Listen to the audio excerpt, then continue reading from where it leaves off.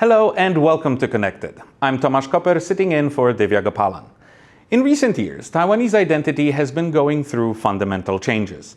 With these came new links in politics, culture, and academia. The recognition of Taiwan as a focus of study separate from China is what we want to explore today. And to help us understand this emerging field of Taiwan studies, we have Dr. Isabelle Cockel from University of Portsmouth and Dr. Lev Nachman from the National Chengchi University in Taipei. Welcome to both of you. Isabelle, let me start with you. Besides being a researcher and a lecturer, you're also the Secretary General of the European Association of Taiwan Studies. Can you tell us a little bit about your organization and the state of Taiwan studies in Europe? Yeah, thank you for having me on this show. The association was established in 2004, so this year we're very happily celebrating our 20th anniversary. So if I may have a bit of an advertisement, we're having our annual conference on 26th, 28th June at the School of Oriental and African Studies of the University of London. That is also where this association was established 20 years ago. So in 20 years, the more than 1,000 papers, half from humanities, half from social sciences, have been presented at our conferences in 20 years. And to this year, roughly 650 people have presented. I think it's a very healthy development. And that is also why we're so excited to celebrate our 20th anniversary. Well, Lev, you are a political scientist that is focusing on political engagement in contested states. That's why you've been researching Taiwan for a number of years, both here and abroad. Can you tell us a little bit about how this field of Taiwan studies is developing here and elsewhere? Yeah, so, it's important to keep in mind that people in Taiwan have been studying Taiwan for a very, very long time, which sounds obvious. So, when we talk about Taiwan studies, often we think of this kind of more of a global Taiwan studies and kind of more how Taiwan studies has become a field outside of Taiwan in places like Europe and North America. In North America, there's now decades of good scholarship coming from scholars who started coming to Taiwan as far back as the 60s and 70s. But really, the establishment of Taiwan studies programs has really just started to grow more and more in the last decade or two, where now there's more opportunities for graduate students, whether they're master's students or PhD students, or even undergrads, to start exploring the world of Taiwan studies more than ever before. And one of the challenges as a Taiwan specialist means trying to convince lots of people that Taiwan is an important place and that Taiwan can speak to audiences that might not necessarily think of Taiwan right away. And so in the United States, there's lots of other institutes beyond just Taiwan studies that care about Taiwan and Taiwan research, like places that study democracy or places that study peace and security are also very invested in sort of the growing field of Taiwan studies. So, Isabelle, I'm curious about what kind of interest there is in Taiwan studies among students, among young people. I mean, most countries around the world have established departments of China studies that often attract a lot of students. Is there similar interest in Taiwan studies right now, or is it beginning to appear?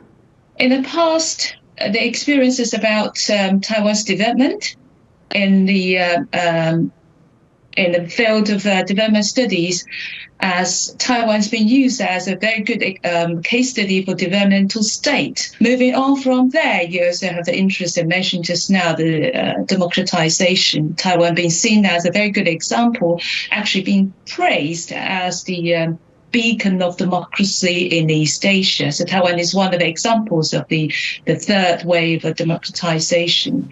No doubt security is always on people's mind, good or for the right reasons or not, whether Taiwan deserves the attention because it's a potential hotspot for military conflict, or because Taiwan offers a lot for us to understand the sovereignty, governance, human rights, or multiculturalism, or films, or literature, or indigenous people's culture. So I think there's a breadth of interest in Taiwan. Well, this is a very comprehensive field. Like Isabelle said, there are a lot of fields, there are a lot of subcategories, and a lot of researchers are attracted to Taiwan studies.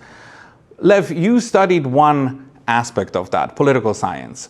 If there were a Taiwan studies department when you were going to college, when you were picking your future, would you have majored in it? That's a really good question. I think it definitely would have been on my radar, and I definitely would have wanted to at least investigate what that major looks like. But the biggest challenge that, a lot of Taiwan studies programs have, especially in the U.S., is a matter of funding. And this is really where debates about Taiwan studies as a separate institution start to really kick in. So the long story short is that in the United States, and likely largely in Europe, although I'm less familiar with Europe's context, there are long-established, well-funded centers for Chinese studies. Often Taiwan studies gets housed in these centers for Chinese studies. The benefit being they're well-funded and opportunities are pretty abundant in these programs. The downside being that there's a lot of topics within Taiwan, as we know, that don't really don't really fit the Center for Chinese Studies. The way that I usually describe it is that it's sort of like a Venn diagram where you have some topics that are definitely Taiwan studies and some topics that are definitely Chinese studies that don't necessarily go together. But then there's lots of overlap, and that's really the overlap that you kind of have to lean into when you go through a Chinese studies program. But of course, say, for example, if you're interested in say, democratization, it's not a very good topic if you're interested in China, but a very good topic if you're interested in Taiwan. Which has put a lot of Taiwan scholars in a very awkward position where we have to try to appeal to China study centers because they're often the ones with money. Now, the good news is that over the last decade or so, there's more and more Taiwan studies programs that are getting more and more funding, but it's still not necessarily enough to really be a meaningful home for lots of young scholars who are trying to get money to do research or get money to go abroad. Long before Taiwan studies began emerging as a separate academic field abroad, there were voices calling for more focus on Taiwan here. Wang Pinghan is a postdoctoral researcher of Taiwanese literature at National Taiwan University. We asked her how her academic field got separated from Chinese literature. This is what she said. We start this process from 1997, and it was Catholic University. It is a first one university for the Department of Taiwan Literature. But actually, Taiwanese have already asking for it since like 1970 and 1980s. So after the end of martial law, 1987, the democracy of Taiwan society is more and more open. So we finally can make people to understand that Taiwan has literature, and Taiwan literature need to be studied, and it's better in university than other place. Because actually in Chinese literature, there is no room for Taiwanese literature. Chinese literature is actually made by Chinese people and year by year. And also Taiwanese literature is by Taiwanese people, and we have a lot of different histories and accidents and events. So, and even different regimes. Like we have been ruled by the Qing dynasty, the Japanese, and we got people from Dutch, from I think it's, Spanish, yeah. Isabelle, tell me, how clear do you think this distinction between Chinese and Taiwanese literature has to be, especially when it comes to classics? Like, don't American students read Shakespeare after all? I think what you referred to is perhaps a long history of so-called 乡土文学, the home soil literature. That has always been seen as a spiritual input to the growth of Taiwanese consciousness.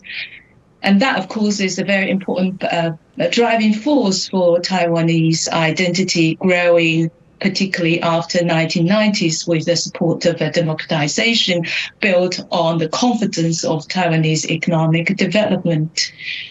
And also, as she said just now, the Taiwanese literature in Taiwan, also as what Lev just said, mentioned just now,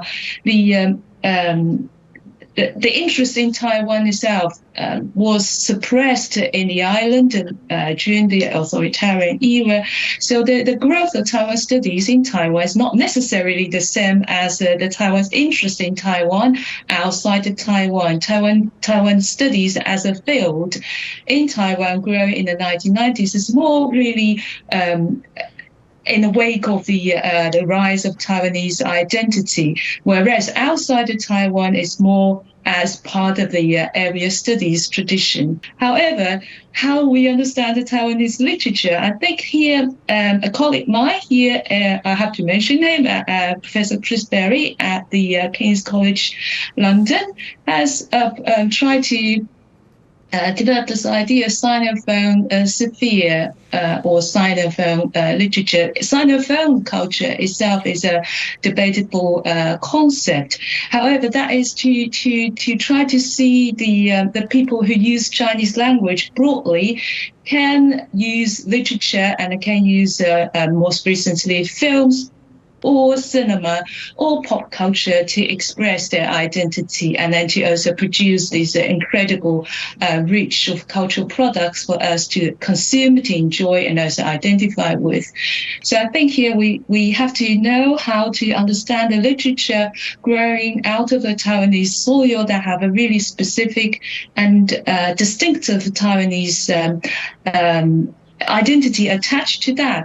But Chinese language itself is also versatile enough to encourage really great growth outside of these societies dominated by Han Chinese. So that's my take on the what you said just now. Well, Wang Pinghan said that Taiwan has been contested for many centuries. Lev, this is more your field. Do you think that this contention, this coming and going of different rulers over Taiwan, has that resulted in other forms of academic uniqueness that are still somewhat part of this Sinosphere that Isabelle talked about outside of literature? Yeah, so this goes into sort of a insider baseball of academia. The world of social science these days is focusing much less on area studies. So if you're in political science, sociology, it's much less popular to say that you are a regional specialist, that you specialize in a certain country or you specialize in a certain region. Instead, people want to hear much more about the actual sort of disciplinary expertise that you focus on, say things like political parties, social movements. And so, my own work, I self-describe as someone who studies contested states because I study places like Taiwan. And that's really sort of me trying to take what makes Taiwan interesting for me for my research and trying to think of a way to explain it in a way that makes sense to people in political science who might not necessarily think of Taiwan beyond just sort of this place that they might sometimes hear in the news. And what I do in my own work is try to think of ways to make Taiwan more generalizable and more interesting to more people around the world, because I think that's an important way that we can not just grow Taiwan studies, but make more people notice and care about Taiwan. Wow, we should have you as one of the presenters on the show, because you've kind of hit the nail on the head with the entire premise of Connected.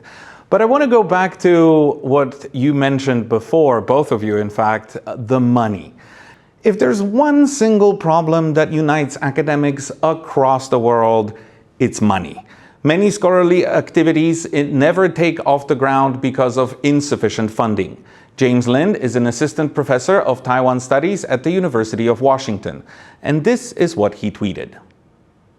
Over half of the top 15 universities in North America have tenured or tenure-track Koreanists. Meanwhile, Taiwan Studies has one tenure-track job opening this year, the first in how many years? There should be no doubt that the Korea Foundation model is one that Taiwan should be looking to replicate. For those who aren't familiar, the Korea Foundation model supports setting up professorships and fellowship programs in universities across the world. So, Isabelle, how much money is going into Taiwan Studies right now?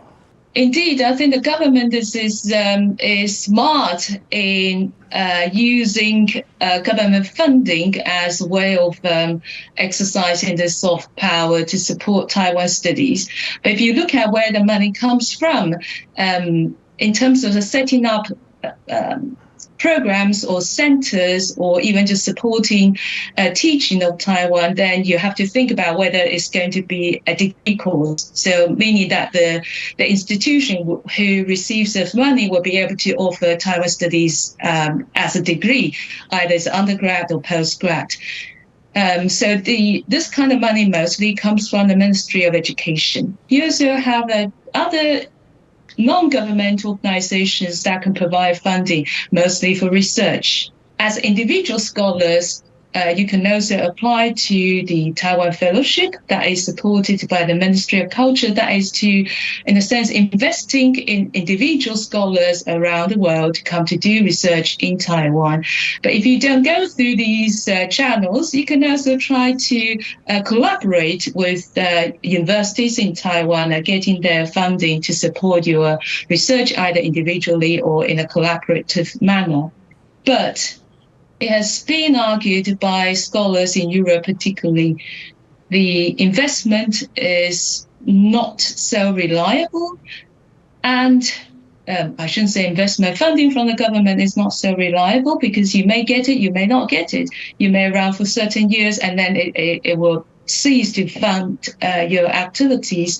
But back to what James said just now about professorship, that is a very long-term investment that is still lacking, I would say, because support the scholars from undergrad, postgrad to PhD, and from PhD onward to do postdoc, and then further to become a fully developed scholar takes a long time. Well, Lev, it is a long-term commitment, and it is definitely a complex field when it comes to financing these kind of positions. But with so many tenured or tenure-track positions, how can Taiwan studies attract professors, future professors? Is the attraction of the field itself enough, even if funding is so complicated to obtain? Yeah, it's not enough. Like, what we have right now is just simply not enough. The Korean Foundation serves as an excellent model to show how Taiwan studies is currently not doing as well as it should be. I think you can talk to most people who try to set up these Taiwan studies institutes or programs around the world, and you'll hear that they have a lot of frustrations with the bureaucratic bloat and the inconsistent support from certain funders over the years. And it's very difficult to try to think about the future of Taiwan studies knowing that we just sort of trail behind when it comes to these programs like the Korean Foundation. The Taiwanese government has known that the Korean Foundation has been so successful for so long, and I think there's a lot of people that have been hoping that the Ministry of Education would be more enthusiastic to copy their model quicker than it has been. But there are still important steps being made, and there are people within the Ministry of Education and different bureaucracies within Taiwan that are trying to catch up. And I must say a major shout out to Professor James Lin at the University of Washington, whose tweet you read. He has been doing absolutely so much for the world of Taiwan studies in North America. More than I think I will ever be able to accomplish in my lifetime. So we owe a great debt for the growth of Taiwan studies in the United States to James. I want to go back to younger people, less established sinologists, many of whom come to Taiwan with a background in sinology or Chinese studies, which often comes with certain preconceptions. And I would know because I was one of them. We asked a group of scholars and professionals in Taipei with a similar background about their own journeys and opinions on Taiwan studies. Take a look. So, given our academic backgrounds, what was everyone's impression of Taiwan before they came here? I did not have Taiwan on my radar at all because, my department was entirely older. Professors were from China. I started hearing about Taiwan from a group of Taiwanese exchange students that came to our university. When I started studying at Warsaw University, I felt like the general, I hesitate to say narrative, but that was what most of people were kind of thinking of Taiwan is that, it is just like a smaller China. Only after spending 6 weeks here and loving it, I realized a lot of things. So a lot of differences. Yeah. That it's basically like two entirely separate entities. Yeah. My school actually requires students to study abroad, and they only had programs in China. Literally just Taiwan never came up as a thought, and I didn't know to even think about it. Before I came here to Taiwan, I thought there is only two sides. And when I came to Taiwan, I saw it's a lot more complex than that. So there's, in Taiwan, there's actually people who consider themselves Chinese. There's people who consider themselves not Chinese, Taiwanese, who have a Taiwanese identity. There's Aboriginal culture. There's Hakka. Lots. And so when you finally come here, you gradually learn about these things. The most I've noticed about Taiwanese people is the generational gap in beliefs and understanding. And yeah, that's not something you can really realize unless you're here. So I was wondering, does Taiwan need a separate field of studies, like China studies, for itself? Maybe Taiwan studies, because it's a separate entity in itself. Yeah, I mean, that makes sense to me. It has its own history, its own language. You know, Taiwan has its own culture and cinema and all these things. So I think it makes sense for it to have its own separate department. Taiwanese academic field is already doing a very good job. They come by various names. I know that for NTNU it's Taiwan Studies Department. For NTU it's Taiwan Literature and Languages Department, I guess. But it's just like basically they operate within the same academic field. Yeah, we're already talking about the cultural diversity in Taiwan that you have. It's kind of like composed.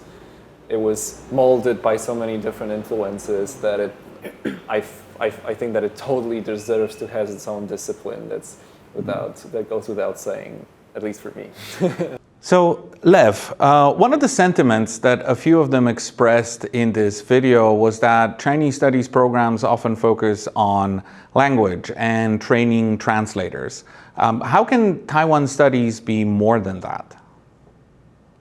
I think it's a matter of trying to, again, think of ways that Taiwan speaks to lots of different parts of the world. Obviously, there's so much about Taiwan that is very special about Taiwan, like Taiwan's indigenous histories, like Taiwan's complex colonialisms over the years. But in order for Taiwan to really grow, I think it's a matter of learning to frame what makes Taiwan special, but also comparable to other parts of the world in order to attract students from all over the world to really take note about Taiwan and really finding ways to make Taiwan studies appeal to people from all different backgrounds, from all different nations. And Isabelle, a point that both Bartek and Dee made in that video is that they didn't even have Taiwan on their radars because most of their professors were from China. How big of an issue is that? It is a big issue, of course, because if people do not even know where it is, then will not have any cultural exposure to that. Apart from bubble tea, then it is a challenge. So I think if we can go back to the issue of funding, then it will be useful for more exchange programs established between the institutions abroad and also Taiwanese institutions. There's I don't think it's a secret that you really need to allure people to come to visit Taiwan to find out the richness that this small island can offer, and then to understand how the diversity of this Chinese-speaking culture. The language itself is important because it attracts, particularly for the language students, they attract them to spend a good amount of time, maybe 3 months as one term or a year, as a year abroad students, to really understand it, not as a tourist, but to have meaningful interactions with the people about the culture. Unfortunately, we're running out of time in this episode. I would like one final question, if I may, to Lev, very briefly. Ultimately, how do Taiwanese people benefit from having Taiwan studies? How does my Taiwanese wife and my neighbor, What do they get out of this? I think one of the most important things, speaking broadly about Taiwan's situation today, that Taiwan needs to do is to find ways to create allies and supporters around the world. And the most important way for Taiwan to do that is to really bring Taiwan to the world. And the world of academia is one of the prime ways in which 18-year-old students around the world start to learn about things that they wouldn't have really known about outside their own sort of initial environments. And one of the ways that Taiwan Studies helps with that cause is by teaching people about Taiwan in a way that they would never have really interacted with it in the past. So the way that Taiwanese people here benefit from Taiwan is that's really the best way that we can really share Taiwan in a way that isn't just about flashpoints, isn't just about the dire headlines you read in the newspaper, but actually introducing Taiwan in a way that's I think far more meaningful and deeper and can start to create these sort of lifelong connections to this country. Well, that is unfortunately all the time we have for this episode of Connected. Thank you to Dr. Isabelle Cockel and Dr. Lev Nachman in Taipei for this brief seminar on the emerging academic field of Taiwan studies. And to our audience at home, it was great to have your company. Thank you and stay connected.